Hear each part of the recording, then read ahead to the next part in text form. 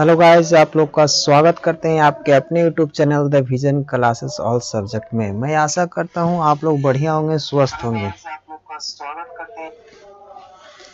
चलिए प्यारे बच्चों, जितने भी बच्चे जुड़े हैं जल्दी से आप लोग शेयर कर दें और लाइक का बटन दबा दें।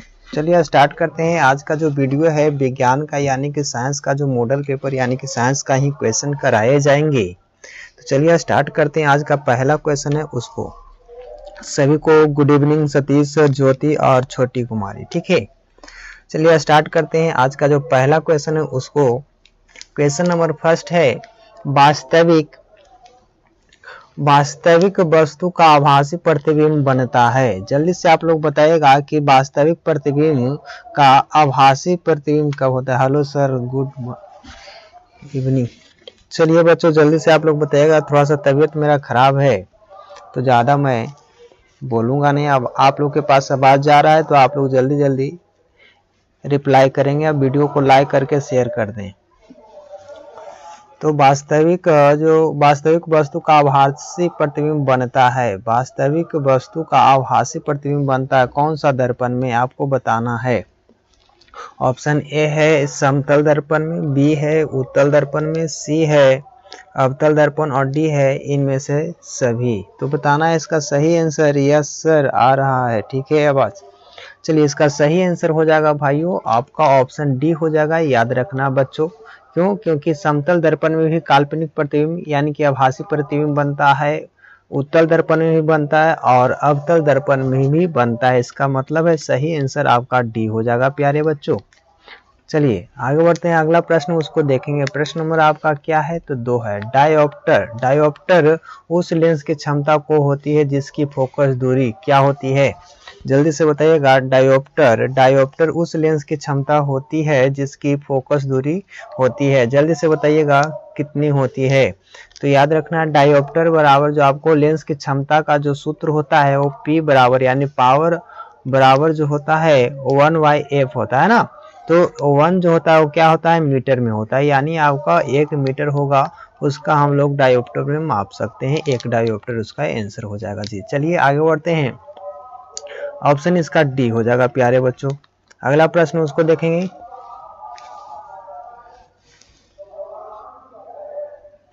राहुल कुमार, देखिए बउआ आपका साइंस क्लास चल रही है, साइंस क्लास में क्वेश्चन आ सकते हैं, ऐसा बात नहीं कि क्वेश्चन नहीं आएगा इससे। तो याद रखें आपका क्वेश्चन स्टार्ट हो रहा है। साइंस आप लोग का क्या है तो सोशल साइंस आप लोग के चलते ही नहीं कराए थे, ठीक है। अब चलिए तीसरा नंबर प्रश्न उसको देखिएगा। किसी लेंस के बाहर की ओर उभरे 2 गोलीय पृष्ठों को हो उसे कहते हैं, क्या कहते हैं। अगर कोई भी जो लेंस है उसका दोनों सतह का हो उभरा हुआ हो उसे कौन सा लेंस कहते हैं, आपको बताना। मैं फिगर बना चुका हूं। तो बताइए इसका सही आंसर क्या हो जाएगा। 3 नंबर प्रश्न का आंसर क्या होगा। जैसा ज्योति का सी है, पिंटू का सी है, छोटी का सी है। जी हाँ सही बच्चों, इसका सही आंसर हो जाएगा उत्तर लेंस हो जाएगा। ऑप्शन आपका सी हो जाएगा प्यारे बच्चों। अगला प्रश्न उसको देखिएगा। प्रश्न नंबर आपका 4 है। कौन रंग है जिसके खतरे के सिग्नल में उपयोग किया जाता है। जी हाँ सभी बच्चों इसका आंसर कर सकते हैं। इसका सही आंसर क्या हो जाएगा प्यारे बच्चों, तो इसका सही आंसर हो जाएगा लाल रंग। ऑप्शन आपका सी सही होगा। चलिए अगला प्रश्न उसको देखेंगे। प्रश्न नंबर आपका 5 है। प्रकाश के किस रंग के लिए तरंगदैर्घ्य अधिकतम होता है। प्रकाश के जो रंग होता है वह किसका सबसे ज्यादा तरंगदैर्घ्य होता है। तो याद रखना है प्यारे बच्चों, इसका सही आंसर जो हो जाएगा वह लाल रंग का तरंगदैर्घ्य सबसे अधिक होता है। 4 नंबर प्रश्न का आंसर जो था छोटी का था, ज्योति का था, नीतू। और यहाँ देखिएगा 5 नंबर प्रश्न का आंसर है छोटी का सी है, ज्योति का सी है, नीतू का सी है। चलिए प्यारे बच्चों 3 ही पब्लिक देख रहे हैं, सतीश आगे हैं, 4 पब्लिक देख रहे हैं मात्र। पिंटू जी का सी है, बहुत बढ़िया, इसका सही आंसर सी हो जाएगा। अगला प्रश्न उसको देखेंगे। निकट दृष्टि दोष दूर करने के लिए किस लेंस का व्यवहार किया जाता है। जल्दी से बताइएगा बच्चों के निकट दृष्टि दोष को दूर करने के लिए कौन सा लेंस का चश्मा हम लोग लगाते हैं। तो इसका सही हो जाएगा निकट मतलब कि अवतल लेंस हो जाएगा, ऑप्शन आपका बी हो जाएगा। 6 नंबर प्रश्न का आंसर बी हो जाएगा। जी हाँ, सभी का आंसर बी है, बहुत बढ़िया। छोटी का ए है सिर्फ, इसका सही आंसर हो जाएगा, याद रखना है प्यारे बच्चों। अब देखिए, किसी कुंडली का प्रतिरोध ज्ञात करने का सूत्र होता है। जी हाँ, आर बराबर क्या सूत्र हो जाएगा बच्चों, जल्दी से आप लोग बताइएगा कि आर बराबर फॉर्मूला क्या होता है। 7 नंबर प्रश्न का आंसर बताना है। आर बराबर जो फॉर्मूला होता है आप लोग जानते हैं, V बाई आई होता है ओम के नियम के अनुसार। ओम के नियम के अनुसार आर यानी कि प्रतिरोध बराबर V बट्टा में आई हो जाता है प्यारे बच्चों। चलिए आगे बढ़ते हैं। अगर यहाँ पर बात करें कि V बराबर क्या होता है तो आई आर होता है, ठीक है। अगला प्रश्न है 7 नंबर प्रश्न का आंसर सही हो जाएगा ऑप्शन बी। अगला प्रश्न उसको देखेंगे।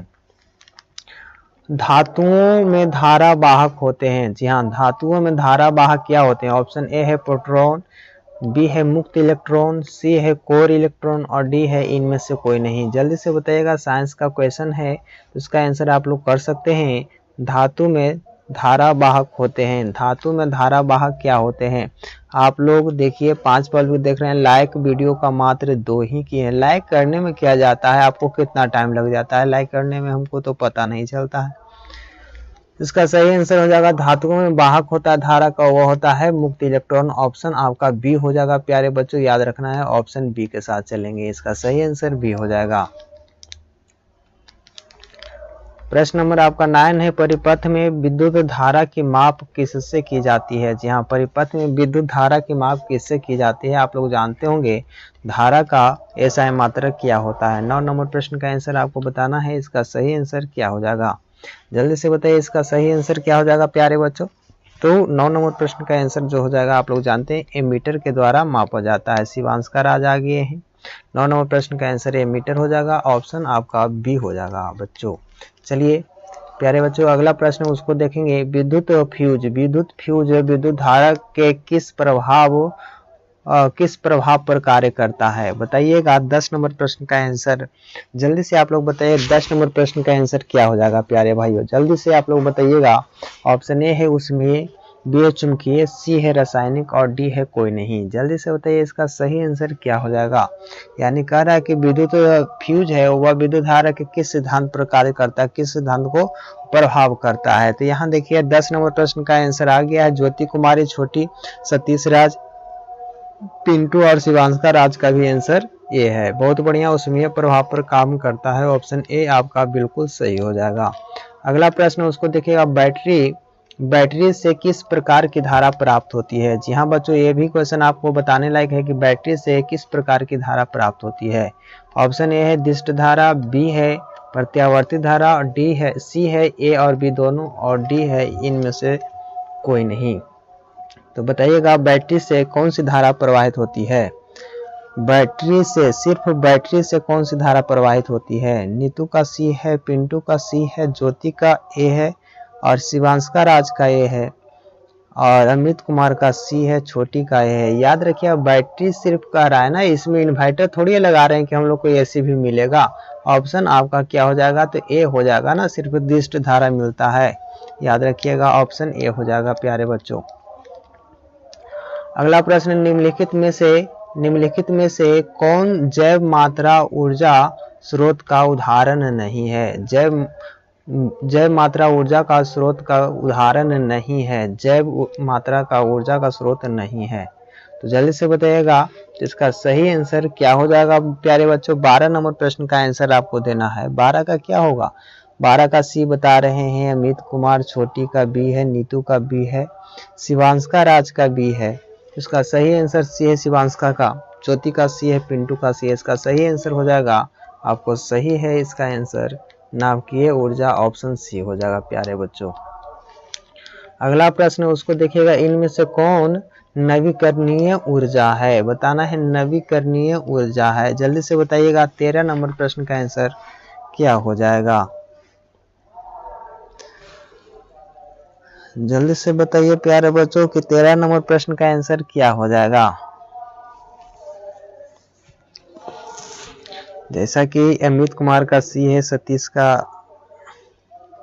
छोटी का सी है, शिवांशका का सी, पिंटू सी और ज्योति का सी है। इसका सही आंसर क्या हो जाएगा, नवीकरणीय ऊर्जा है। तो आपका सही आंसर हो जाएगा सौर ऊर्जा, ऑप्शन आपका सी हो जाएगा। अगला प्रश्न उसको देखते हैं। प्रश्न नंबर आपका 14 है, निम्न में से कौन अवकारक है? निम्न में से कौन अवकारक है? अंकित राज आए हैं, उनका आंसर क्या होता है? जल्दी से आप लोग शेयर कर दें। एक बार जो चैनल को सब्सक्राइब न करें कर लीजिए और चैनल को जो वीडियो है उसको शेयर कर दें। चलिए बताइएगा अवकारक कौन है इसमें से? तो आपको 14 नंबर प्रश्न का आंसर बताना है प्यारे बच्चों। 14 का क्या हो जाएगा आंसर? तो अवकारक के रूप में काम करता है, याद रखिएगा, ऑप्शन आपका ए हो जाएगा, हाइड्रोजन H2। ठीक है, अगला प्रश्न उसको देखिएगा। प्रश्न नंबर आपका 15 है, निम्नलिखित में से pH का कौन सा क्षारक विलयन का मान देता है? अब 4 ऑप्शन है, इसमें से कौन क्षारक है याद रखना है, जल्दी से बताइएगा। आप लोग को केमिस्ट्री में पढ़ाया जाता है, आप लोग जल्दी से इसका आंसर बताइएगा। इसका सही आंसर क्या हो जाएगा? 15 नंबर प्रश्न का आंसर क्या हो जाएगा? जैसा कि शिवांशका जी का डी है, सतीश का डी है, नीतू का ए है, ज्योति का डी है, अमित का डी है, पिंटू का डी है। जी हाँ, याद रखिएगा, जिसका 7 से, ठीक ना, 7 से ज्यादा वाला को क्षार कहते हैं और कम वाला को अम्ल कहते हैं, है ना। आप लोग बहुत अच्छा जवाब दिए हैं, बहुत अच्छा, बहुत अच्छा। चलिए अगला प्रश्न उसको देखिएगा। निम्नलिखित में से कौन सा समीकरण यानी कि कौन सा जो आपका सूत्र है वह सही है? तो आपको बताना है देख करके। 4 ऑप्शन है, जल्दी से इसका कमेंट करके बताइएगा। आप वीडियो को लाइक कर दें, जो बच्चे लाइक नहीं किए वो लाइक कर दें, ठीक है। इसका सही आंसर क्या हो जाएगा बच्चों? जल्दी से आपको बताना है कि इसका सही आंसर क्या हो जाएगा। तो याद रखिए Na2CO3, और आप लोग जानते हैं सोडियम कार्बोनेट और हाइड्रोक्साइड जो होता है ये आपका एक सूत्र होता है, याद रखिएगा। 16 नंबर प्रश्न का आंसर बी हो जाएगा। चलिए बहुत बढ़िया, जिनका आंसर बी है उनका लाजवाब हो जाएगा, ऑप्शन आपका बी हो जाएगा। अगला प्रश्न उसको देखिएगा। लिटमस रंजक बैंगनी रंग का होता है जो निकाला जाता है, कहाँ से निकाला जाता है लिटमस पत्र? आपको 17 नंबर प्रश्न का आंसर देना है प्यारे बच्चों। जो लिटमस होता है वह कहाँ से निकाला जाता है, कैसे निकाला जाता है? ऑप्शन आपके पास दिया गया है। ऑप्शन ए है लाइकेन, बी है लाल पत्ता गोभी से, सी है हल्दी और डी है पेटूनिया फूल से। इसका सही आंसर हो जाएगा, जैसा कि आप लोग बता रहे हैं, ज्योति कुमारी का ए है, पिंटू का ए है, नीतू का ए है, अमित का, छोटी का भी ए है। चलिए प्यारे बच्चों, इसका सही आंसर जो हो जाएगा लाइकेन से निकाला जाता है, आप लोग शुरू में पढ़ाया जाता है। ऑप्शन आपका हो जाएगा ए, याद रखिएगा, ऑप्शन ए के साथ चलेंगे। प्रश्न नंबर आपका 18 है, सूक्ष्म बुझा हुआ चूना पर क्लोरीन गैस की क्रिया से कौन सा पदार्थ बनता है? आपको बताना है कि बुझा हुआ चूना पर क्लोरीन गैस को प्रवाहित किया जाता है तो वह कौन सा पदार्थ में बदल जाता है? आपके पास ऑप्शन है, बताना है। ऑप्शन ए है विरंजक चूर्ण, बी है कैल्शियम क्लोराइड, सी है हाइड्रोक्लोरिक अम्ल और डी है जल। तो जल्दी से बताइएगा। 18 नंबर प्रश्न का आंसर जैसा कि दिए हैं, ज्योति कुमारी का ए है, नीतू कुमारी का ए है, अमित कुमार का ए है और सतीश का ए है, अंकित का भी ए है। इसका सही आंसर जो हो जाएगा प्यारे बच्चों, ऑप्शन ए हो जाएगा। अब चलिए अगला प्रश्न उसको देखेंगे, इसका प्रश्न का आंसर ए हो जाएगा। अगला प्रश्न क्या है? प्रश्न नंबर आपका 19 है, सोडियम क्लोराइड का पीएच मान होता है। सोडियम क्लोराइड का पीएच मान कितना होता है?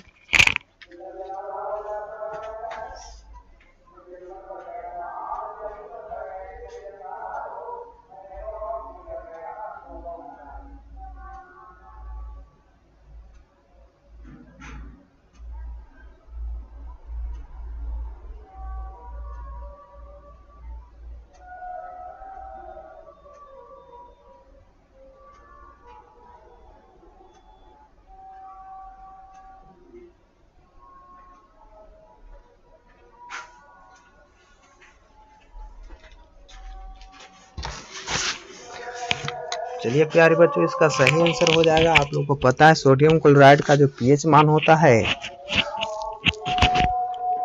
वह 7 होता है। याद रखना है सोडियम क्लोराइड का pH मान 7 होता है। ऑप्शन डी हो जाएगा प्यारे बच्चों। अगला प्रश्न उसको देखिएगा, नीला थोथा का रासायनिक सूत्र क्या होता है? नीला थोथा का रासायनिक सूत्र क्या हो जाएगा? चलिए जल्दी से बताइएगा, इसका सही आंसर क्या हो जाएगा प्यारे बच्चों। जल्दी से जितने भी बच्चे देख रहे हैं जल्दी से आप लोग बताइएगा इसका सही आंसर क्या हो जाएगा। नीला थोथा का रासायनिक सूत्र क्या होता है? तो नीला थोथा का जो रासायनिक सूत्र होता है, याद रखना है प्यारे बच्चों, नीला थोथा का जो रासायनिक सूत्र होता है CuSO4 और 5H2O होता है। ऑप्शन आपका बी हो जाएगा। पिंटू कुमार का आंसर बी है। बहुत बढ़िया, इसका सही आंसर बी हो जाएगा। अगला प्रश्न है, जब सोडियम हाइड्रोक्साइड जिंक से अभिक्रिया करता है तो कौन सा उत्पाद बनता है? अब बताइएगा, बहुत केमिस्ट्री आप लोग पढ़ते हैं तो बताइए जल्दी से कि जब सोडियम हाइड्रोक्साइड जिंक से अभिक्रिया करता है तो कौन सा उत्पाद बनता है, कौन सा पदार्थ बनता है? 21 नंबर प्रश्न का आंसर ज्योति कुमारी का ए है, नीतू का डी है। और देखते हैं कितने बच्चे आंसर इसका करते हैं।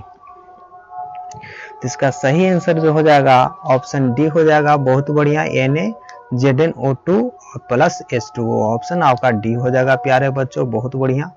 अगला प्रश्न उसको देखिएगा, पीतल है, पीतल क्या है? ऑप्शन ए है धातु है, बी है अधातु, सी है मिश्र धातु और डी है उपधातु। जल्दी से एक बार शेयर कर दें, लाइक का बटन दबा दें ताकि मुझे एक और ग्रेट मोटिवेशन मिले और मैं आपके साथ जुड़ जाऊं फिर कल सुबह शाम 7 बजे। चलिए 22 नंबर प्रश्न का आंसर आया है, नीतू कुमारी का सी है, ज्योति का सी है, अमित कुमार का सी है, पिंटू का सी है। चलिए तो इसका सही आंसर जो हो जाएगा 22 नंबर प्रश्न का आंसर हो जाएगा ऑप्शन सी मिश्र धातु है। जी हाँ, याद रखिएगा पीतल जो है मिश्र धातु है। राकेश कुमार आए हैं, उनका आंसर सी है। चलिए अगला प्रश्न उसको देखिएगा, प्रश्न नंबर आपका 23 है, ब्रोमीन अधातु की अवस्था होती है। ब्रोमीन अधातु की अवस्था होती है। जल्दी से आप लोग बताइएगा इसका आंसर क्या हो जाएगा प्यारे बच्चों। तो ब्रोमीन धातु की अवस्था जो होती है आप लोग को पता होगा कि वह द्रव अवस्था में पाया जाता है। तो इसका सही आंसर जो हो जाएगा ऑप्शन सी हो जाएगा। जी हाँ, ज्योति कुमारी का आंसर सी है, बिल्कुल राइट है। एक बार जल्दी से आप लोग लाइक कर दें और वीडियो को शेयर कर दें। अगला प्रश्न है, निम्नलिखित में से किस हाइड्रोकार्बन के 3 आबंध हैं? निम्नलिखित में से किस हाइड्रोकार्बन के 3 आबंध हैं आपको बताना है। जल्दी से बताइएगा प्यारे बच्चों। 24 नंबर प्रश्न का आंसर मैं आपका कमेंट पढ़ने के लिए तैयार हूँ। 24 का आंसर आपको बताना है। ऑप्शन ए है हाइड्रोकार्बन का आबंध है कौन? ऑप्शन ए है CH4, बी है C2H6, सी है C3H4 और डी है C3H8। तो जल्दी से बताएगा। जैसा कि पिंटू का आया है ऑप्शन डी, सतीश का डी, राकेश का डी, अमित का सी है, ऋषि रंजन जुड़े हैं जिनका डी है, ज्योति का डी है। इसका सही आंसर जो हो जाएगा प्यारे बच्चों ऑप्शन सी हो जाएगा। C3H4 हो जाएगा, ऑप्शन सी हो जाएगा। हाइड्रोकार्बन का आबंध होते हैं। अगला प्रश्न है, चीनी का रासायनिक सूत्र क्या होता है? जी हाँ बच्चों, जल्दी से बताएगा। कल नहीं परसों वाला वीडियो में आपको बताया गया था, याद रखना है कि इसका सही चीनी का जो सूत्र होता है रासायनिक सूत्र क्या होता है। जल्दी से बताइएगा इसका आंसर क्या हो जाएगा प्यारे बच्चों। चीनी का सूत्र क्या होता है आप लोग को पता होगा। C12H22 और O11 होता है। इसका सही आंसर हो जाएगा ऑप्शन सी। जी हाँ, सभी बच्चों ने आंसर सही किए हैं सिर्फ ज्योति कुमारी को छोड़कर। चलिए इसका सही आंसर हो जाएगा ऑप्शन सी हो जाएगा। सभी का आंसर सी था, बहुत बढ़िया। जैसा कि आपका जो नीतू है, अमित है, सतीश है, ऋषि रंजन, पिंटू, राकेश, छोटी, सभी का आंसर सी था। चलिए आगे बढ़ते हैं, इसका सही आंसर सी हो जाएगा। अगला प्रश्न उसको बताइएगा, हीलियम परमाणु के बाहरी कक्षा में कितने इलेक्ट्रॉन होते हैं? बताइए तो जरा, देखते हैं कितने साइंस का स्टूडेंट हैं आप लोग, धाकड़ हैं कि नहीं। तो हीलियम परमाणु के बाहरी कक्षा में कितने इलेक्ट्रॉन रहते हैं जो आपको पूछा जा रहा है। जो वीडियो नए देख रहे हैं बच्चे वो जल्दी से चैनल को सब्सक्राइब कर दें ताकि आपको नोटिफिकेशन मिलता रहे। तो यहाँ देखिए हीलियम परमाणु के बाहरी कक्षा में कितने इलेक्ट्रॉन होते हैं, तो मात्र 2 इलेक्ट्रॉन होते हैं, आपको बताना है। तो इसका सही आंसर हो जाएगा ऑप्शन बी। इसका सही आंसर हो जाएगा ऑप्शन बी हो जाएंगे। बाहरी कक्षा में 2 इलेक्ट्रॉन होते हैं। हाइड्रोजन हीलियम आप लोग जानते नहीं कि इसका परमाणु संख्या 2 होता है। अगला प्रश्न है स्वपोषी पोषण के लिए आवश्यक है, बताइएगा स्वपोषी पोषण के लिए क्या आवश्यक है। ऑप्शन ए है H2O कार्बन डाइऑक्साइड है, बी है क्लोरोफिल, सी है सौर का प्रकाश और डी है सभी। इसका सभी आंसर बताएंगे। 27 नंबर प्रश्न का आंसर क्या हो जाएगा, तो नीतू कुमारी का डी है, ज्योति का डी है और 26 का अमित कुमार डी बता रहे हैं। चलिए तो इसका सही आंसर प्यारे बच्चों जी हाँ 37 का डी आया है जोरदार तरीका से। छोटी का डी है, पिंटू का डी है और अमित का डी है, ऋषि रंजन का डी है। बहुत बढ़िया, इसका सही आंसर डी हो जाएगा, क्योंकि स्वपोषी के लिए हम लोग को कहा है तो आपको कार्बन डाइऑक्साइड भी चाहिए, क्लोरोफिल भी चाहिए, सूर्य का प्रकाश नहीं रहेगा तो कोई भी पेड़ पौधा जिंदा नहीं रह पाएगा, मुरझा जाएगा। अगला प्रश्न उसको देखिएगा, कवक में पोषण की कौन सी विधि है, बताइएगा कवक में पोषण की कौन सी विधि है। ऑप्शन आपके पास अवेलेबल है प्यारे बच्चों, बताइएगा। ऑप्शन ए है स्वपोषी, बी है मृतजीवी, सी है समभोजी और डी है इनमें से कोई नहीं। तो बताइएगा आपको क्वेश्चन नंबर 28 है, इसका सही आंसर क्या हो जाएगा। 28 का आंसर बताएं। सतीश राज का बी है, नीतू का सी है, ज्योति का बी है, पिंटू का बी है और देखते हैं कितने बच्चे का आंसर आता है। इसका सही आंसर क्या हो जाएगा, नीतू का भी बी आया है। तो 28 नंबर प्रश्न का आंसर मृतजीवी होगा, ऑप्शन आपका बी हो जाएगा प्यारे बच्चों। चलिए अगला प्रश्न उसको देखेंगे, क्लोरोफिल वर्णक का रंग होता है, क्लोरोफिल वर्णक का रंग कैसा होता है आप लोग जानते होंगे, जल्दी से बताइए इसका सही आंसर क्या हो जाएगा प्यारे बच्चों। देखिएगा इसका सही आंसर आपको बताना है। इसका सही आंसर क्या हो जाएगा, जैसा कि आप लोग बताए हैं राकेश कुमार का ए है, अमित कुमार का ए है, ज्योति का ए है, नीतू का ए है, हरा बता रहे हैं। इसका सही आंसर हो जाएगा हरा, बिल्कुल राइट है, इसका ऑप्शन ए हो जाएगा। छोटी का भी ए है। अब क्वेश्चन नंबर 30 है, पायरुवेट के विखंडन से यह कार्बन डाइऑक्साइड जल तथा ऊर्जा देता है, यह अभिक्रिया होती है। बताना है पायरुवेट विखंडन से यह कार्बन डाइऑक्साइड जल तथा ऊर्जा देता है, यह अभिक्रिया होती है। किसकी अभिक्रिया होती है। 30 नंबर प्रश्न का आंसर आपको बताना है प्यारे बच्चों। तो 30 नंबर प्रश्न का आंसर आ चुका है, जैसा कि नीतू का भी है, सतीश का सी है, राकेश कुमार का भी है और देखिएगा ज्योति का भी है, पिंटू कुमार का भी है। इसका सही आंसर जो हो जाएगा ऋषि रंजन का भी है, माइटोकॉन्ड्रिया हो जाएगा, ऑप्शन आपका बी हो जाएगा, याद रखिएगा। चलिए बच्चों आगे बढ़ते हैं।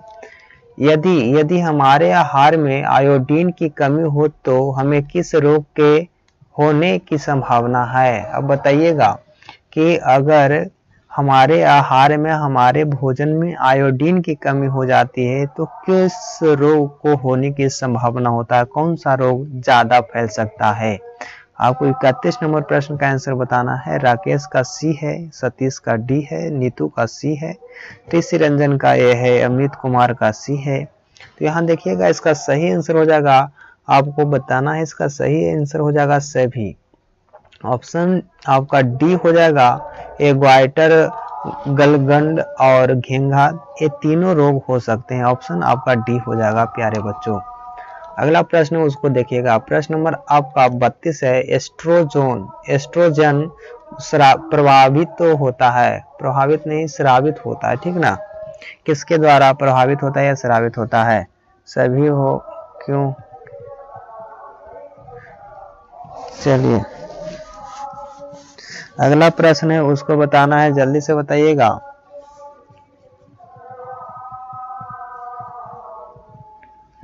बत्तीस का क्या हो जाएगा। 32 नंबर प्रश्न को बताना कि एस्ट्रोजन कहां से स्रावित होता है। आपको बताना है इसका सही आंसर हो जाएगा अंडाशय से स्रावित होता है एस्ट्रोजन।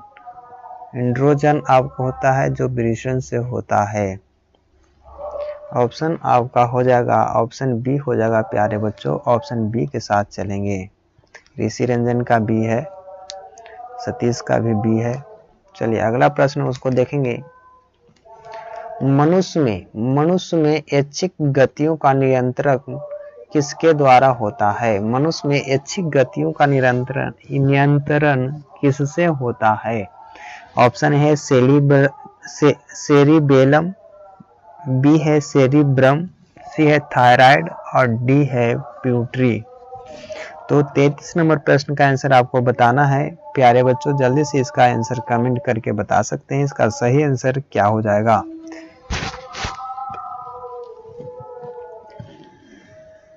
तैतीस का बी बताए हैं ज्योति, ए बताए हैं नीतू और सतीश बताए हैं बी। राकेश का बी है, पिंटू का भी बी है।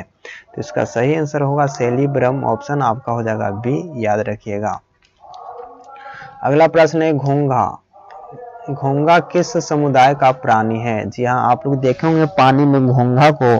तो घोंघा किस समुदाय का प्राणी है? ऑप्शन ए है मोलस्का, बी है इकाइनोडर्माटा, सी है प्रोटोकार्डेटा और डी है एनिलिंडा। तो बताइएगा इसका सही आंसर क्या हो जाएगा। 34 का ज्योति का ए आया है और देखते हैं कितने बच्चे इसका आंसर कमेंट कर पाते हैं। इसका सही आंसर क्या हो जाएगा प्यारे बच्चों। तो 34 नंबर प्रश्न का हो जाएगा मोलास्का प्रजाति का घोंघा रोग आता है, याद रखिएगा। ऑप्शन आपका ए हो जाएगा। अगला प्रश्न, निम्नलिखित में से कौन सा जंतु उभयलिंगी है? आप लोग इसका आंसर, इसका क्वेश्चन आप लोग कहीं ना कहीं हमेशा जो परीक्षा होती है, एग्जाम होती है, उसमें पूछता है प्यारे बच्चों। तो 35 नंबर प्रश्न का आंसर क्या हो जाएगा, याद रखिएगा। उभयलिंगी जो जंतु है वह क्या है? तो केंचुआ है, याद रखिएगा केंचुआ। ऑप्शन डी हो जाएगा। परागकोश होते हैं क्या होते हैं? बाह्यदल होते हैं, अंडाशय होते हैं, अंडप होते हैं या परागकण होते हैं? बताइएगा इसका सही आंसर प्यारे बच्चों। इसका सही आंसर क्या हो जाएगा? तो इसका सही आंसर हो जाएगा, जी हाँ, सभी कोई शक्तिमान कुमार आए हैं जिनका 36 का डी है, ज्योति कुमारी का डी है, नीतू का डी है, राकेश का डी है, सतीश का डी था। चलिए ऋषि रंजन, पिंटू, अमित सभी का आंसर डी है। इसका सही आंसर हो जाएगा डी, याद रखना है प्यारे बच्चों। अगला प्रश्न उसको देखेंगे। मनुष्य में कितने जोड़े क्रोमोसोम होते हैं? मनुष्य में कितने जोड़े क्रोमोसोम होते हैं? आप लोग बच्चा जानता है कि मनुष्य में कितने जोड़े क्रोमोसोम होते हैं। तो 37 नंबर प्रश्न का आंसर मैं आशा करता हूं सभी बच्चे इसका आंसर करेंगे। बताइएगा इसका सही आंसर क्या हो जाएगा। शक्तिमान का 37 का सी है, नीतू का सी है, अमित का सी है, ज्योति का सी है, सतीश का सी है, पिंटू का सी है। और प्यारे बच्चे जल्दी से इसका आंसर कमेंट करेंगे। इसका सही आंसर सी हो जाएगा। ऋषि रंजन का भी सी है। इसका सही आंसर हो जाएगा सी। ऑप्शन सी के साथ चलेंगे प्यारे बच्चों। क्रोमोसोम की संख्या कितनी होती है? 23 होती है। निम्नलिखित में से किसे आप उपभोक्ता की श्रेणी में रखेंगे? निम्नलिखित में से किसे उपभोक्ता के श्रेणी में रखेंगे? आप लोग जल्दी से बताइए इसका सही आंसर क्या हो जाएगा। ऑप्शन ए है हरे पौधों को रखेंगे, नील हरित शैवाल को रखेंगे, सी है जंगली जानवर को रखेंगे, डी है फल और पत्ते को रखेंगे। तो यहाँ देखिएगा 38 नंबर प्रश्न का आंसर आया है। शक्तिमान का सी है, राकेश का ए है, अमित कुमार का ए है, सतीश का सी है, अंकित का ए है, नीतू ए, ऋषि रंजन ए, पिंटू का ए, शक्तिमान का सी आया है। तो इसका सही आंसर हो जाएगा जंगली जानवर को रखेंगे। ऑप्शन आपको सी हो जाएगा बिल्कुल राइट। चलिए अब अगला प्रश्न है, उसके प्रश्न को देखेंगे। पर्यावरण बचाने के लिए 3 प्रकार के आर का प्रयोग किया जाता है, इसका मतलब क्या होता है? 3 प्रकार के आर का प्रयोग किया जाता है, इसका मतलब क्या होता है? 39 नंबर प्रश्न का आंसर देना है प्यारे बच्चों। जल्दी से आप लोग इसका आंसर कर देंगे। और जो बच्चे नए आए हैं जल्दी से चैनल को सब्सक्राइब और शेयर कर दें ताकि और बच्चे जुड़ जाएं। तो 39 नंबर प्रश्न का आंसर हो जाएगा, याद रखना है क्रम उपयोग, पुनः चक्रण, सी है पुनः उपयोग और डी है इनमें से सभी। तो इसका सही आंसर हो जाएगा इनमें से सभी। जी हाँ, बाकी बच्चे सभी बच्चे का आया है तो आंसर डी आया है। तो इसका सही आंसर हो जाएगा सभी, ऑप्शन डी हो जाएगा प्यारे बच्चों। सभी का आंसर देखिए यहाँ पर शक्तिमान का ये था और पिंटू कुमार का सी है, तो यहाँ आपको सही आंसर डी हो जाएगा। अगला प्रश्न है किन कारणों से प्राकृतिक संसाधन नष्ट हो रहे हैं, बताना है प्यारे बच्चों किन कारणों से प्राकृतिक संसाधन नष्ट हो रहे हैं।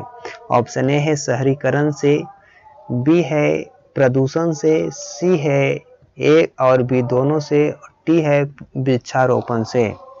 तो देखिएगा यहाँ अंकित का सी है, नीतू का सी है। ओहो हो वाह लाजवाब गजब, सब कोई का सी आया, बहुत बढ़िया। इसका सही आंसर सी हो जाएगा, ऑप्शन सी हो जाएगा। शहरीकरण और प्रदूषण से हमारा जो प्राकृतिक संसाधन का हो रहा है तो नष्ट हो रहा है। गर्मी के दिनों में बारिश नहीं होती है ना, ठंडा के दिनों में कार्बन डाइऑक्साइड की मात्रा बढ़ जाती है। यहाँ देखिए 41 नंबर प्रश्न आ गया, फिजिक्स से रिलेटेड क्वेश्चन है, याद रखना प्यारे बच्चों, जल्दी से आपको बताना है। फ्लेमिंग के वाम हस्त नियम के बाएं हाथ की तर्जनी संकेत करती है। जी हाँ, बताना है। यहाँ देखो अंकित राज हैं, बिक्कू बिक्कू लिख रहे हैं। देखो बउआ अपना जो है लिमिट में रहें, अपना काम करेंगे, ठीक है। आपको कमेंट करना है आंसर, ना कि आप किसी का नाम। चलो ए बउआ दीपूसन, अब देखिए बुआ कमेंट आपको आंसर करना है। बताइए कि तर्जनी अंगुली जो है वह किसका प्रयोग करता है, किसको संकेत करता है। तो इसका सही आंसर क्या हो जाएगा, जल्दी से बताइएगा। ऑप्शन आपके पास अवेलेबल है। चालक पर आरोपित विद्युत बल की दिशा को बतलाता है, चुंबकीय क्षेत्र की दिशा को बतलाता है, चालक में प्रवाहित विद्युत धारा की दिशा को बताता है, इनमें से कोई नहीं। इसका सही आंसर क्या हो जाएगा प्यारे बच्चों, तो तर्जनी उंगली है वह बउआ आपको याद रखना है, चुंबकीय क्षेत्र की दिशा को बतलाता है। आपका ऑप्शन बी हो जाएगा प्यारे बच्चों। नीतू कुमारी का ऑप्शन बी बिल्कुल सही था। आप लोग आंसर गलत कर रहे हैं, इसका सही आंसर ऑप्शन बी हो जाएगा। अगला प्रश्न है निम्न में से कौन सा यौगिक ईंधन के रूप में इस्तेमाल किया जा सकता है। अब बताइएगा प्यारे बच्चों, इसका सही आंसर क्या हो जाएगा। निम्न में से कौन सा यौगिक ईंधन के रूप में इस्तेमाल किया जा सकता है। ऑप्शन ए है इथेनॉल, बी है प्रोपेनॉल, सी है इथेनाइक और डी है इनमें से सभी। तो इसका सही आंसर आपको बताना है। 42 नंबर प्रश्न का आंसर नीतू कुमारी डी बताए हैं। और देखते हैं यहाँ अंकित का ये है, ज्योति का डी है, अमित कुमार का डी है, पिंटू का ये आया है। इसका सही आंसर जो हो जाएगा ऑप्शन ए हो जाएगा प्यारे बच्चों, ऑप्शन ए के साथ चलेंगे। अगला प्रश्न है उसको देखिएगा। 43 नंबर प्रश्न है कौन सा पदार्थ लाल लिटमस को नीला कर देता है। अब बताइएगा लाल लिटमस को नीला कर देता है कौन सा आपको पदार्थ करता है। ऑप्शन ए है अम्ल करता है, बी क्षार करता है, सी लवण करता है और डी इनमें से कोई नहीं। तो आप लोग को पता होना चाहिए कि लाल लिटमस को नीला कर देता है उसको क्या कहते हैं, तो क्षार कहते हैं। ऑप्शन आपका क्या हो जाएगा, तो ऑप्शन बी हो जाएगा। शक्तिमान का बी है, याद रखिएगा। लाल लिटमस को नीला करता है उसे क्या कहते हैं, क्षार कहते हैं। नीला लिटमस को लाल करता है उसे अम्ल कहते हैं। इसका सही आंसर बी हो जाएगा ऑप्शन। अगला प्रश्न उसको देखिएगा। नई कार्तीय चिन्ह परिपाटी के अनुसार दर्पण के सामने रखे गए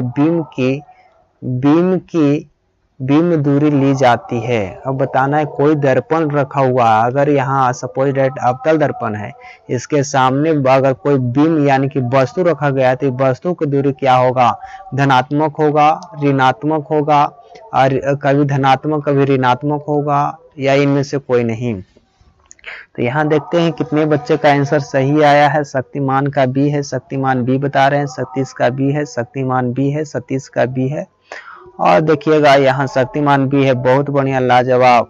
चलिए पिंटू कुमार का ये है, गलत हो जाएगा बच्चा। याद रखना है आपको, ये बात याद रखना है कि कोई भी दर्पण हो, चाहे समतल हो, उत्तल हो या तो अवतल हो, कोई भी दर्पण हो और जब वस्तु की दूरी नापे तो याद रखना है ऋणात्मक ही होगा, माइनस में ही होगा। प्यारे बच्चों याद रखना है, कोई भी दर्पण हो, इसका सही आंसर आपका बी हो जाएगा।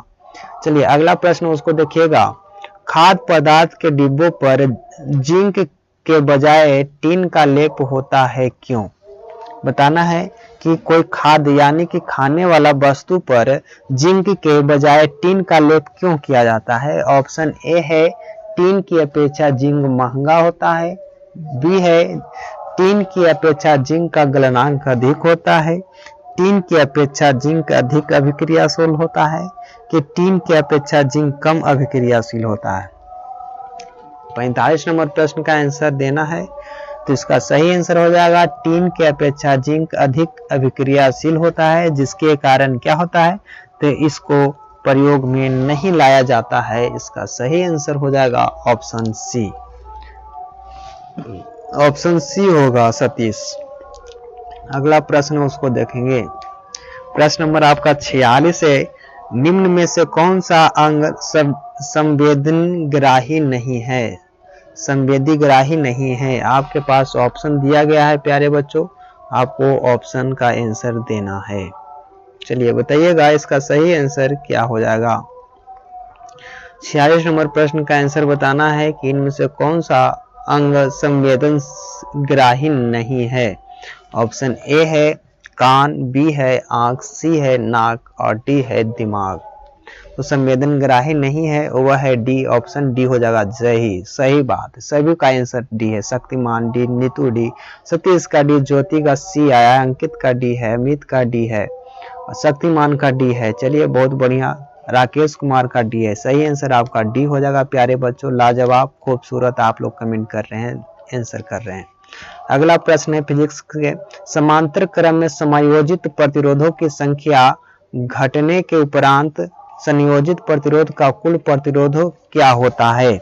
आपको बताना है समांतर क्रम में समायोजित प्रतिरोधों की संख्या घटने के उपरांत प्रतिरोध का कुल प्रतिरोध कितना होता है? जल्दी से बताना है। 47 नंबर प्रश्न का आंसर क्या हो जाएगा? जब प्रतिरोध भी घटेगा तो इसका क्या हो जाएगा, मान बढ़ते जाएगा ना, तो ऑप्शन आपका क्या हो जाएगा, ऑप्शन आपका ए हो जाएगा। चलिए 47 का ए हो जाएगा। अगला प्रश्न है समजात अंगों का उदाहरण है। समजात अंगों का उदाहरण है, उसका आंसर आपको बताना है प्यारे बच्चों।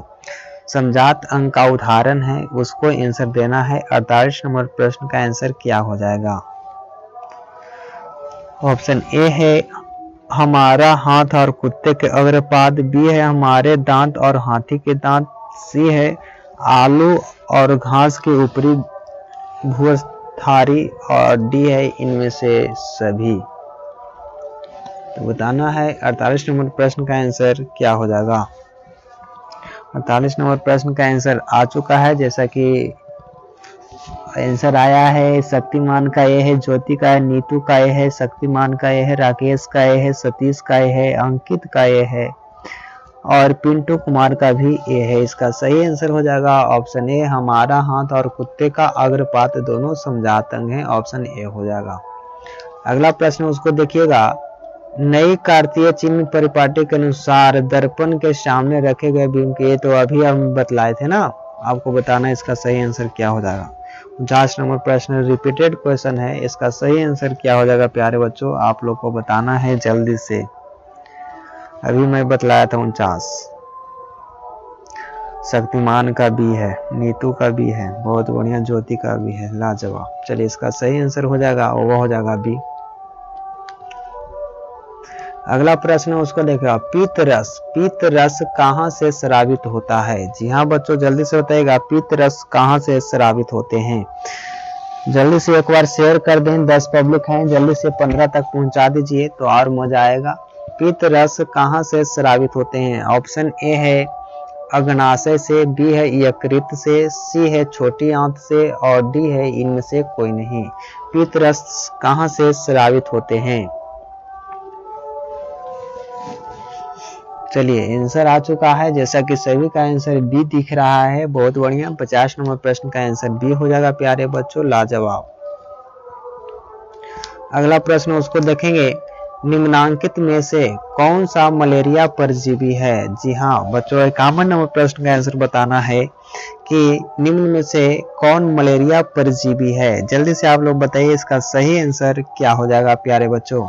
ऑप्शन ए है प्लाज्मोडियम, बी है लिस्मेनिया, सी है प्रोटोजोआ और डी है इनमें से कोई नहीं। इसका सही आंसर आपको बताना है, जैसा कि आप लोग आंसर कर रहे हैं। ज्योति कुमारी का ए है, शक्तिमान का ए है, अंकित राज का सी आया है, नीतू का सी है, पिंटू का सी है, सतीश का सी है, सतीश का सी है। चलिए इसका सही आंसर क्या हो जाएगा, तो ऑप्शन ए हो जाएगा प्लाज्मोडियम। ऑप्शन आपका ए हो जाएगा प्यारे बच्चों। अगला देखिएगा, अगला प्रश्न है, एल्युमिनियम पर मोटे ऑक्साइड की परत बनाने की प्रक्रिया को कहलाता है या कहलाती है। जल्दी से बताइए, इसका सही आंसर क्या हो जाएगा। एल्युमिनियम पर मोटे ऑक्साइड की परत बनाने की प्रक्रिया को क्या कहते हैं, आपको बताना है। इसका सही आंसर हो जाएगा एरोडीकरण कहलाता है। ऑप्शन आपका बी हो जाएगा प्यारे बच्चों, क्या हो जाएगा, ऑप्शन आपका बी हो जाएगा। चलिए आगे बढ़ते हैं, अगला प्रश्न को देखेंगे। प्रश्न नंबर आपका 53 की ओर बढ़ते हैं। समान आंखें, तो आप लोग को बताइए दीजिएगा, समान नेत्र के लिए दूर बिंदु क्या होता है। दूर बिंदु की बात कर रहा है। 53 नंबर क्वेश्चन का आंसर आप लोग सभी कोई आंसर कमेंट करेंगे, जितने भी बच्चे देख रहे हैं सब कोई का आंसर आना चाहिए इस प्रश्न के लिए। बताइएगा दूर बिंदु क्या होता है, स्पष्ट देखने के लिए, समान आंख के लिए देखने का दूर बिंदु कितना होता है। चलिए इसका सही आंसर आ रहा है, सभी का 53 का देख रहे हैं, ज्योति का खाली बी है और यहाँ सतीश राज का भी बी दिख रहा है आंसर में। इसका सही आंसर हो जाएगा ऑप्शन आपका अनंत हो जाएगा। दूर बिंदु कहा गया है बच्चा लोग, दूर बिंदु, निकट बिंदु नहीं कहा गया। इसका सही आंसर डी हो जाएगा प्यारे बच्चों। अब देखिएगा यहाँ क्वेश्चन है, कौन सी गैस वैश्विक ऊष्मन के लिए उत्तरदायी है। अब बताना है कि कौन सा जो गैस है जो वैश्विक जो ऊष्मन के लिए, ऊष्मा के लिए वो उत्तरदायी है, आपको बताना है। तो वह हो जाएगा गैस कार्बन डाइऑक्साइड। ऑप्शन आपका ए हो जाएगा प्यारे बच्चों।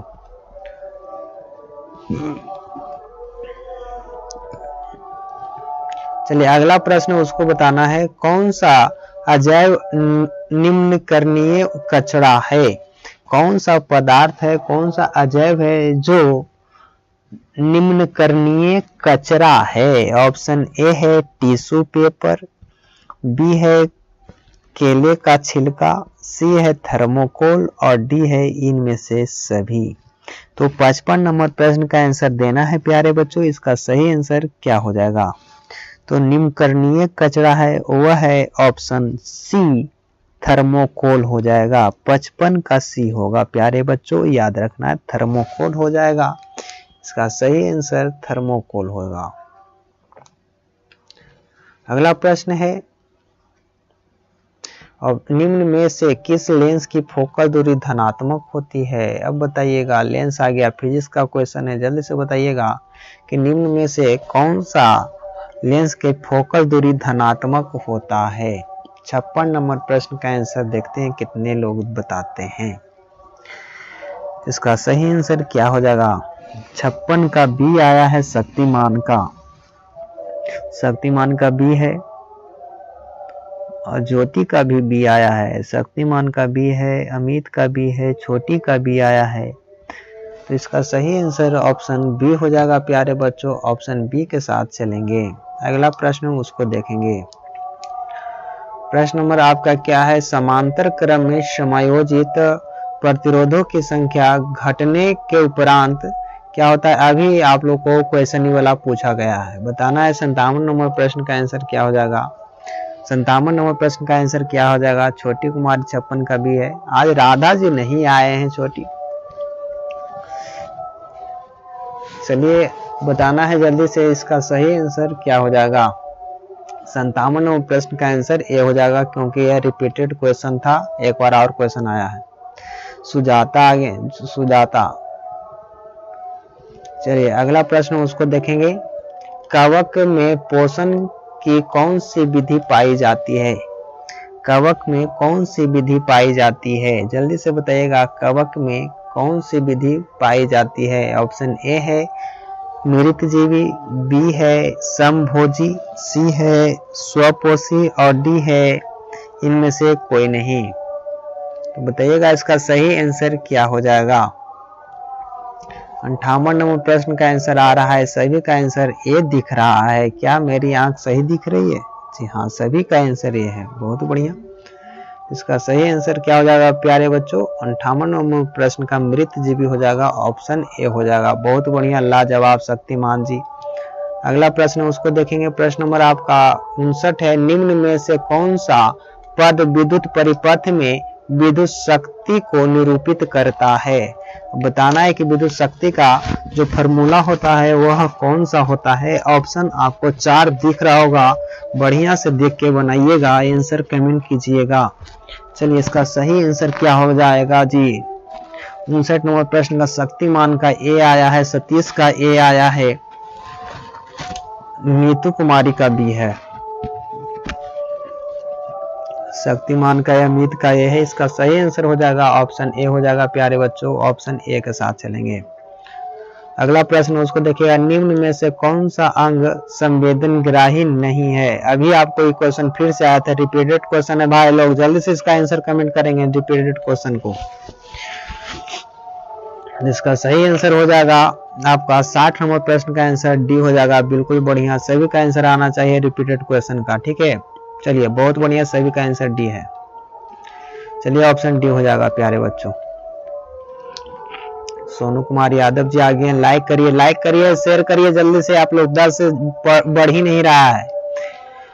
अगला प्रश्न है। किस दर्पण का उपयोग सामान्यतः वाहनों का पश्चात दृश्य दर्पणों के रूप में किया जाता है? जल्दी से बताइएगा, किस दर्पण का उपयोग वाहनों के पश्चात दृश्य दर्पणों के रूप में किया जाता है? बताना है साइड मिरर के रूप में किसका प्रयोग करते हैं? इसका सीधा सीधी बात यही है, साइड मिरर में कौन सा दर्पण का प्रयोग करते हैं?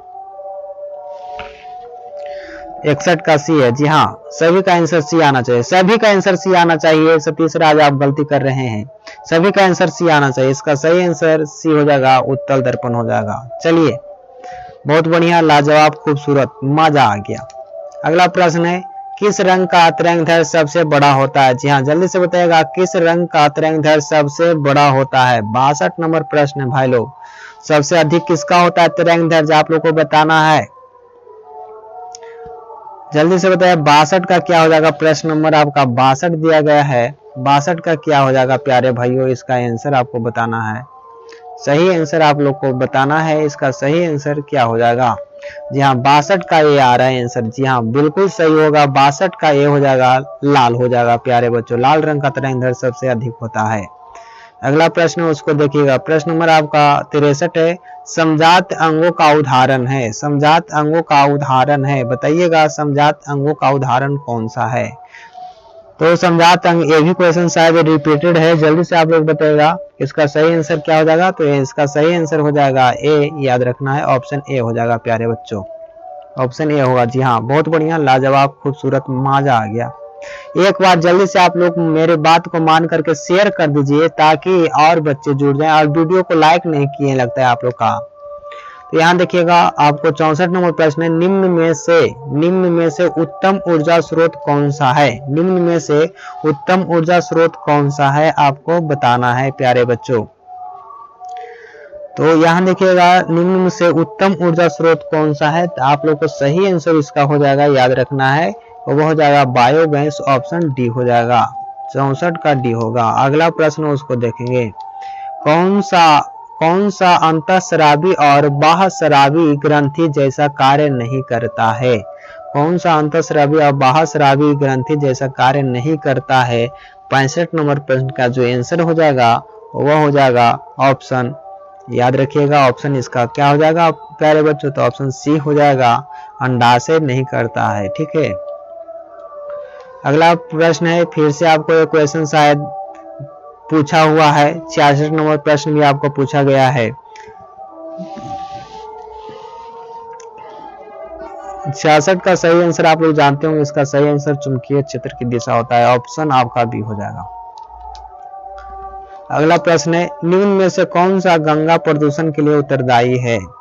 उत्तरदायी नहीं है। निम्न में से कौन गंगा प्रदूषण के लिए उत्तरदायी नहीं है?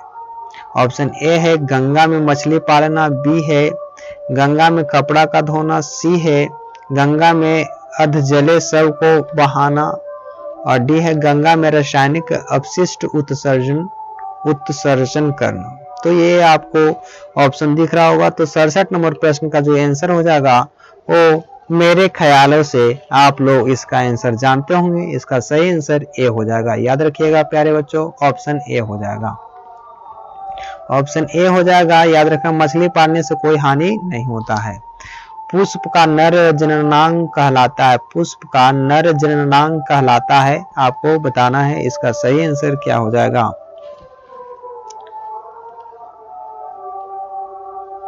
तो यहाँ देखिएगा, पुष्प में नर जनन अंग को क्या कहते हैं? इसका जो सही आंसर हो जाएगा आप लोग जानते होंगे। इसका सही आंसर क्या होगा?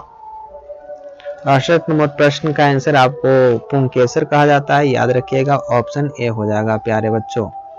अब देखिए अगला प्रश्न है, उसको देखेंगे। प्रश्न नंबर आपको 69 है। किस लेंस का उपयोग कर दीर्घ दृष्टि दोष को संशोधित किया जाता है? कौन सा लेंस लगाते हैं तो दीर्घ दृष्टि दोष खत्म हो जाता है, दूर दृष्टि दोष खत्म होता है? तो 69 नंबर प्रश्न का जो आंसर हो जाएगा वो हो जाएगा उत्तर लेंस हो जाएगा प्यारे बच्चों। ऑप्शन आपका ए गलत हो जाएगा, बी हो जाएगा। चलिए बहुत बढ़िया, सभी का आंसर बी आ रहा है। बहुत बढ़िया। नीतू कुमारी, शक्तिमान ज्योति का आंसर बी है। सोनू जी का भी बी है। अगला प्रश्न, विरंजक चूर्ण का रासायनिक सूत्र क्या होता है? विरंजक चूर्ण का रासायनिक सूत्र क्या होता है? विरंजक चूर्ण का रासायनिक सूत्र क्या होता है? तो आप लोग जानते हैं कि CaCO3। ऑप्शन आपका क्या होता है? ऑप्शन आप जानते हैं कि CaOCl3 होता है। तो इसका सही आंसर आप लोग जानते हैं, लेकिन यहाँ 3 नहीं 2 होगा। CaOCl2 विरंजक चूर्ण का रासायनिक सूत्र होता है। ऑप्शन आपको कहाँ दिख रहा है? कहाँ दिख रहा है? या बी में दिख रहा है। ऑप्शन बी हो जाएगा प्यारे बच्चों, ऑप्शन बी होगा। अगला प्रश्न है, कौन सा पदार्थ लाल लिटमस को नीला कर देता है? तो अभी हम लोग पढ़े थे, अभी हम लोग जस्ट पढ़े। इसका सही आंसर क्या हो जाएगा? इसका सही आंसर सी हो जाएगा, ऑप्शन सी होगा। अगला प्रश्न उसको देखेंगे। कौन सा अभिलक्षण वंशागत नहीं है? कौन सा लक्षण वंशागत नहीं है? ऑप्शन ए है आंख का रंग, बी है चमड़ी का रंग, सी है शरीर का आकार, और डी है बाल की प्रकृति। तो बताइएगा 72 नंबर प्रश्न का आंसर क्या हो जाएगा? आपको बताना है। इसका सही आंसर हो जाएगा आंख का रंग। 72 का आंसर करना है बबुआ लोग, 72 का सी बता रहे हैं। चलिए इसका सही आंसर ए हो जाएगा, आंख का रंग वंशागत अभिलक्षण नहीं है। अब बताइएगा 73 का, जल शुद्ध जल का पीएच मान होता है। शुद्ध जल का पीएच मान कितना होता है? आप लोग जानते होंगे। शुद्ध जल का पीएच मान जो होता है वह 7 होता है। उदासीन होता है ना, जल उदासीन होता है। शुद्ध जल का पीएच मान 7 होता है। कौन सा कार्बन यौगिक सबसे अधिक अभिक्रियाशील होता है? ये तो आप लोग को बताया गया है कि कौन सा आपको होता है, तो याद रखना है। ऑप्शन C2CH4 होगा। ऑप्शन आपका हो जाएगा सी। 75 नंबर प्रश्न की ओर चलते हैं। हाइड्रोजन के 2 परमाणु के बीच कितने आबंध बनते हैं? हाइड्रोजन परमाणु के बीच कितने आबंध बनते हैं? आपको पता होगा। इसका सही आंसर होगा हाइड्रोजन के साथ 1 बनता है। याद रखना है, ऑप्शन ए के साथ चलेंगे। अगला प्रश्न है, विद्युत ऊर्जा का व्यापारिक मात्रक क्या होता है? आप लोग जानते होंगे विद्युत ऊर्जा का रासायनिक जो होता है एसआई मात्रक क्या होता है? तो आप लोग जानते हैं इसका आंसर क्या होता है? वाट घंटा होता है क्या? तो विद्युत ऊर्जा का रासायनिक जो मात्रक होता है वह यूनिट होता है। ऊर्जा का साइन पूछेगा तो क्या हो जाएगा? तो किलोवाट घंटा होता। किलोवाट घंटा विद्युत ऊर्जा को तो आपको यूनिट में मापा जाता है। आप लोग जानते होंगे घर में मीटर लगा होता है ना, मीटर, बिजली मीटर, उसमें यूनिट में उठाया जाता है, तो 76 का आपका सी हो जाएगा। 77 का क्या होता है प्यारे भाइयों? क्वेश्चन है कार्बोहाइड्रेट, प्रोटीन तथा वसा के पूर्ण पाचन का स्थल निम्नांकित में से कौन सा है? ऑप्शन ए अमाशय, बी है यकृत, सी है छोटी आंत और डी है बड़ी आंत। तो जल्दी से बताइएगा। 77 नंबर प्रश्न का आंसर आया है, सभी का सी आ रहा है। इसका सही आंसर क्या हो जाएगा याद रखिएगा, 77 का सी हो जाएगा। छोटी आंत में क्या होता है तो पचना चालू हो जाता है। ऑप्शन आपका सी हो जाएगा। हमारे शरीर में कौन सा हार्मोन कार्बोहाइड्रेट, प्रोटीन तथा वसा के उपापचय का नियंत्रण करता है? तो इसका जो सही आंसर हो जाएगा वो बस आपको बताना है। 78 नंबर प्रश्न का जो आंसर हो जाएगा इंसुलिन हो जाएगा। ऑप्शन ए के साथ चलेंगे। अगला प्रश्न है उसको देखिएगा। प्रश्न नंबर आपका क्या है?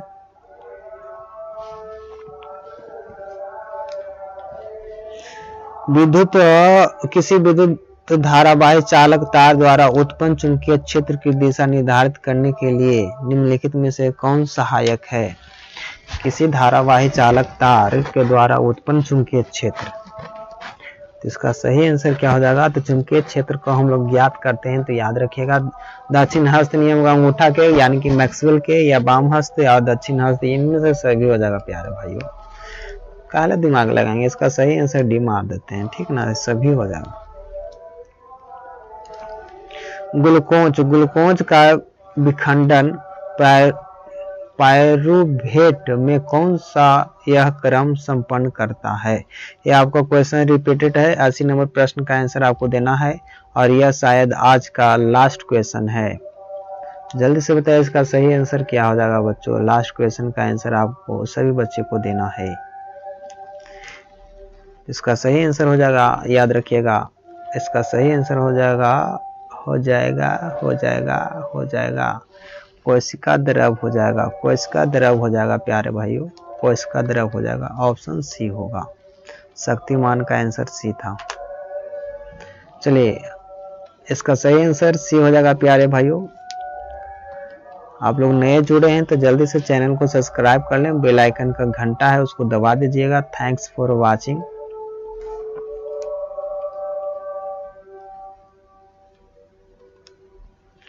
Thanks for watching this video. मैं आशा करता हूं आप लोग वीडियो को पूरा देखे होंगे और आप लोग बढ़िया से पढ़िए। आज के लिए इतना ही, फिर मिलेंगे कल शाम 7 बजे। याद रखिएगा कल शाम 7 बजे से फिर से आपकी क्लास लाइव चालू होगी।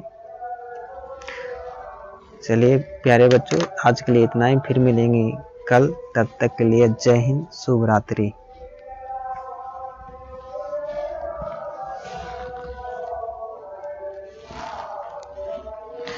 आज मेरा तबीयत कुछ खराब हो गया है, लगता है कि ठंड मार दिया है आप लोग के चक्कर में। तुझे ना देखूं तो चैन मुझे आता नहीं है, तेरे सिवा कोई और कोई भाता नहीं है।